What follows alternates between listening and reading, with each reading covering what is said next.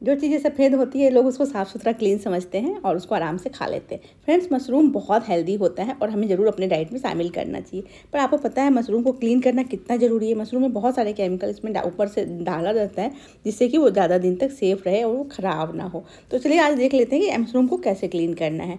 तो पैकेट ले लिया है तो सबसे पहले इसको खोल लेंगे और इसके बाद जैसे ही आप खोलेंगे ना, आपके हाथों में कुछ डस्ट सा लगेगा, बहुत सारा केमिकल इसके ऊपर रहता है। तो बस इसको पहला काम है इसको वॉश करना अच्छी तरह से। पहले एक बार हम इसको धो लेंगे।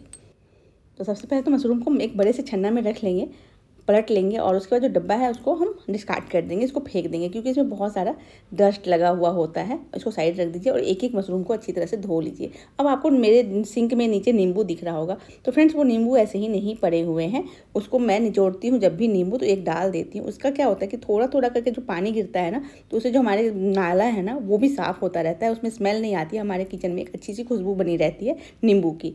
तो इस तरह से आपको 2 टिप्स मैंने दे दिया, नींबू वाला भी टिप्स दे दिया। अब एक एक मशरूम को आपको पानी के बाउल में रख लेना है। 2 बाउल लिया है मैंने और इस तरह से जिधर से डंठल होती है ना उधर से हल्का हल्का सा रब करना है, बहुत अच्छे से, मतलब बहुत आराम से हाथों से, बहुत टाइट नहीं, हल्के हल्के हाथों से आपको उसको रब करना है। और फिर उसके बाद मशरूम को घुमाते हुए चारों साइड से जैसे आराम से उसको, मतलब आराम से उसको घिसना है। लेकिन इस तरह से अगर आप चाकू से करते हैं ना तो बहुत सारा मशरूम बर्बाद चला जाता है। लेकिन इस तरह से छन्ने के बैक में अगर आप इस तरह से घिसेंगे तो बहुत अच्छे से मशरूम का एक लेयर पतला सा निकल जाता है और मशरूम आपका बिल्कुल क्लीन और वाइट हो जाता है। और जो साइड से होता है ना उसको साइड से इस तरह से घिस लीजिएगा हल्का हल्का सा, और बहुत हल्के हाथों से करना है, पानी में डिप करना है और फिर से घिसना है, बहुत हल्के हाथों से करना है, इस बात का ध्यान रखिएगा। तो इस तरह से आप सारे मशरूम को क्लीन कर लीजिएगा और आपके सारे मशरूम क्लीन हो जाएंगे। 5-7 मिनट लगते हैं इस काम में और आपके मशरूम बिल्कुल क्लीन हो जाएंगे। और वैसे अगर आप काट के फेंकते हैं फ्रेंड्स तो बहुत सारा मशरूम हमारा बर्बाद हो जाता है। एक एक मशरूम का पैकेट जो है वो 70-80 रुपये का आता है और उसको हम आधा से ज़्यादा काट के ही फेंक देते हैं, और क्योंकि या हम फिर वैसे ही उसको धो के काट के खा लेते हैं, बना लेते हैं। बट अगर इस तरह से आप इसको घिसेंगे ना फ्रेंड्स तो आप देखेंगे, एक बार आप करके देखिएगा, आपको मज़ा आ जाएगा। एकदम डस्ट निकलेगा, अच्छे से डस्ट निकल जाएगा। पानी ज़रूर भर लीजिएगा बाउल में, उससे क्या होगा कि जो भी उसमें निकलेगा उसको पानी में धो लेना है और फिर से उसको घिसना है।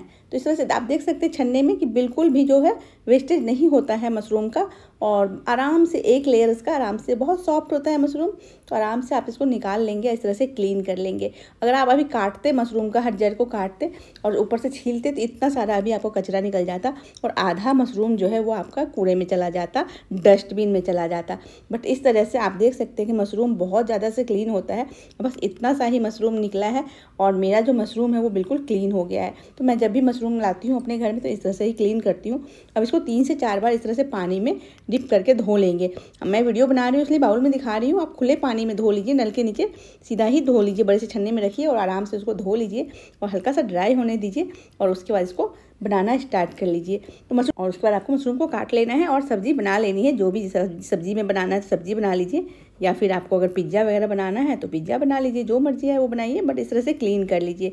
तो मशरूम को काटने के लिए फ्रेंड्स जो मीडियम साइज़ के और बड़े साइज़ के हैं उनको तो आप 4 टुकड़े में ही काटिए। हाँ, जो छोटे साइज़ के हैं उसको आपको 2 टुकड़े में करना है।